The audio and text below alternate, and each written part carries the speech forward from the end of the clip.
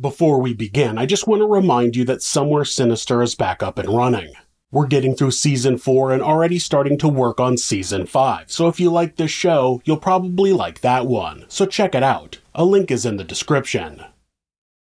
On February 18, 2010, Joseph Stack climbed aboard his Piper Dakota, a single-propeller fixed-landing gear airplane, and took off from the Georgetown Municipal Airport near Austin, Texas. Joe had gotten his pilot's license 6 years earlier and had made many trips in either one of the two aircraft he owned, taking friends and family along on many occasions. This trip was different though, because where Joseph was going, he didn't plan on coming back from. This is Monsters.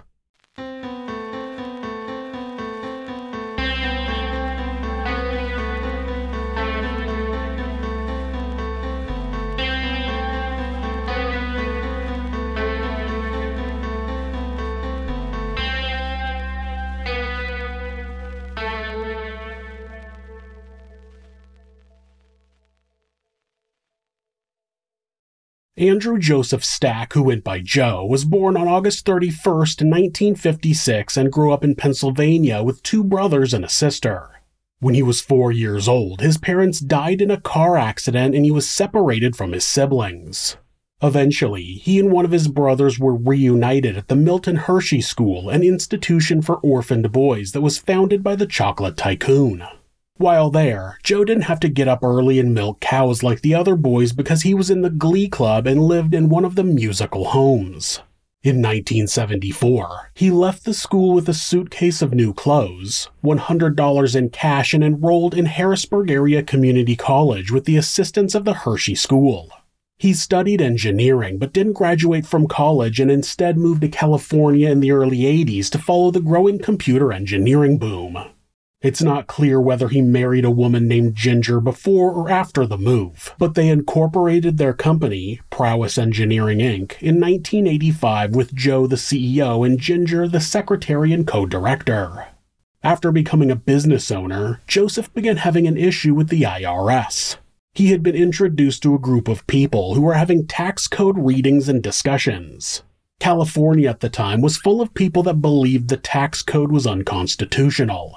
The way they fought against the IRS was to partner with the Universal Life Church, the people that will ordain anybody to be a pastor, and to start their own denomination. Then they could list their home address as a church and be tax exempt. Joseph wrote in his manifesto before he died, quote, "The intent of this exercise in our efforts was to bring about a much-needed reevaluation of the laws that allow the monsters of organized religion to make such a mockery of people who earn an honest living." The point it seemed he and others like him were trying to make was that there were churches that were operating like large, for-profit companies and were tax-exempt, but small business owners were being heavily taxed. Instead of changing the tax law in his favor, the IRS actually changed it to make things worse for computer programmers like him. In 1986, Section 1706 of the Federal Tax Code was changed to classify independent contractors of technology companies like software engineers and programmers as employees. They had previously been classified as self-employed, which offered them a number of tax benefits. But being a company's employee meant they could no longer use a number of write-offs and deductions to lower their tax bill. At that point, Joe claimed that the U.S. government had declared him a criminal and a non-citizen slave. Now, I don't want it to seem like I'm either pro or against anything involving the U.S. tax code. I'm the first person who will tell you I don't know enough about the specific details to have an opinion one way or the other.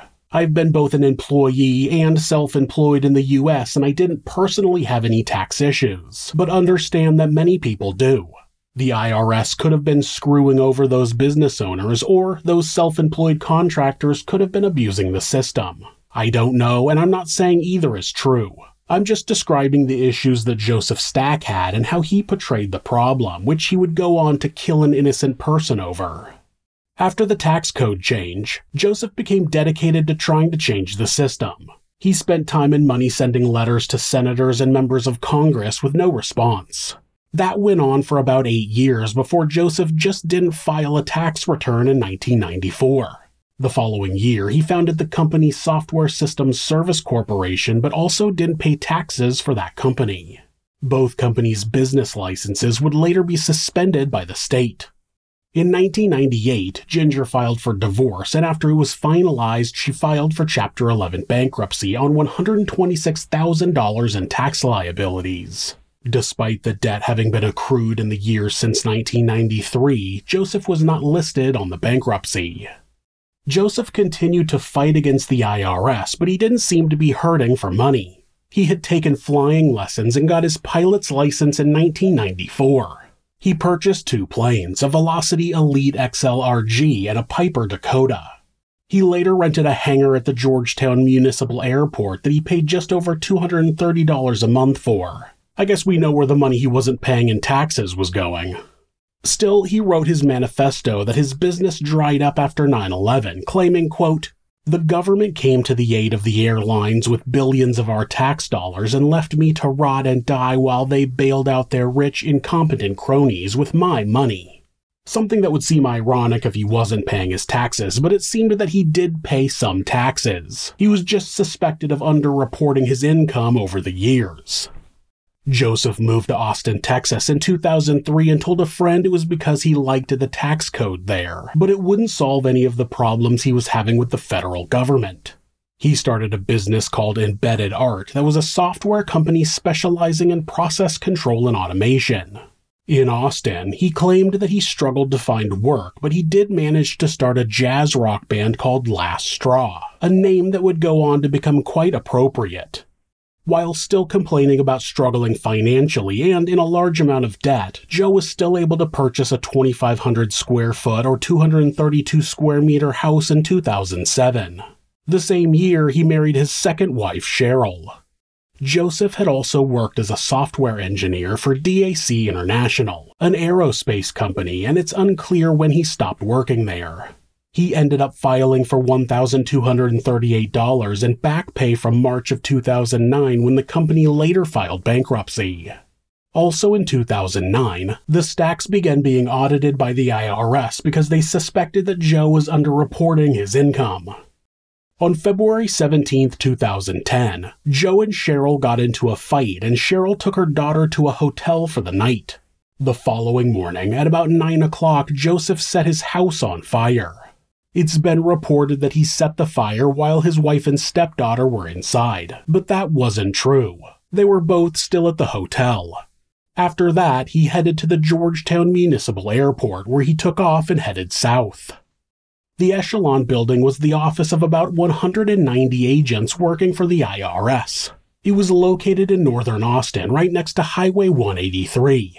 68-year-old Vernon Hunter was an office manager in the building that morning. His wife, Valerie, was also employed by the IRS and was working in the same building. Vernon had joined the Army right out of high school and did 2 tours in Vietnam and was a POW. After leaving the Army, he worked at the Pentagon before starting work at the Internal Revenue Service. Before February 18th, neither Vernon nor his wife had ever heard the name Andrew Joseph Stack and had no involvement in his tax situation. He had 6 grown children and 7 grandchildren. At 9:56 a.m., Joseph flew his Piper Dakota into the side of the IRS offices, where it erupted into a ball of flames and started a fire that tore through the building. Despite the extensive damage, there was only 1 person killed and 2 serious injuries. Vernon Hunter would never make it out of the building. The only other death was Joseph. At first, authorities didn't know if they were dealing with an accident or an intentional attack. It wasn't long before the pilot's manifesto was found on his website and it became clear that he had flown into the building on purpose. It was 6 pages of rambling hatred for the government. He was angry that they had bailed out financial institutions, politicians, automakers, and insurance companies. And again, I'm not agreeing or disagreeing with any of his complaints. As far as I'm concerned, once you start killing innocent people over anything, nobody should care what your complaints are. But the note was not just about the government. It was more about himself. He was such a narcissist that he claimed that members of Congress were continually targeting him. When he complained about the tax code change from 1986, he wrote, quote, They may as well have put my name right in the text of Section D. Oh, give me a break. Like Congress gives two shits about a single guy in California whining about taxes. And in the text, he continued making it seem like he was broke and destitute when he had a nice house, a car, and a fucking plane. You can't tell people you're poor and then fly one of the 2 planes you own into a building. Joseph's manifesto attempted to make himself into a martyr, like he was sacrificing his life to save other people from the evil IRS. But would flying a plane into a random IRS office in Austin really accomplish that? A bunch of low-level workers who have no sway to change the tax system? It seemed more like a line of BS he was telling himself to justify his own death. Once the wreckage was recovered, authorities believed that Joseph removed some of the seats in the plane and added a barrel of fuel to cause a bigger explosion. A fuel drum was noticed to be missing from the airport later that day, and it's possible that Joe loaded it into his plane. 5 days after the attack, Valerie Hunter filed a wrongful death suit against Cheryl Stack. The lawsuit alleged that Cheryl had a duty to avoid a foreseeable risk of injuries to others, including her late husband, and failed to do so by not warning others about Joseph. The lawsuit was settled out of court for an undisclosed amount. People argue that Joseph Stack had some good points, and that may be true, but he chose to try to force others to listen to him by killing innocent people. He likely expected to take more lives than he did, and that's not the way to solve problems. That's the way you become a monster.